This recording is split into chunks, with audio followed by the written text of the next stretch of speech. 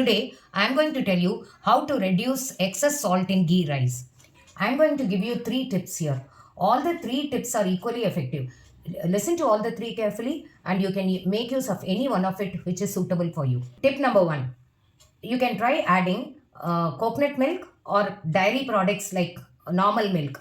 For about half kg of rice with excess salt, you can add about quarter cup of milk or quarter cup of coconut milk. What we have to do is sprinkle the milk on the surface of the rice and then using a ladle try to mix it. Now keep it on a place it in a pan and then cook it on slow fire for about 3 to 5 minutes. What happens is all the extra salt is being pulled up by the milk or the coconut milk.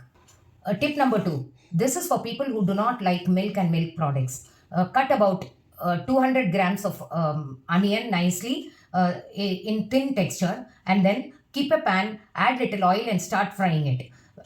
Take care not to add salt. You can add a pinch of ginger garlic paste and other spices. Now, what happens is you have to add the rice with excess salt to this and then cook it on slow fire.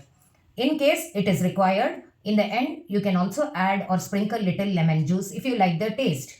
Tip number three. This is the most common one. What we generally do is for about half kg of salt with excess rice, you can cook about 200 grams of extra rice nicely in the same texture. Add a little bit of oil and then mix rice with excess salt to this rice and nicely mix it and saute it by adding little oil in slow fire for about 5 minutes. For this, you can use any cooking oil. Now, after cooking it for 5 minutes, you can try to mix it and try for the taste.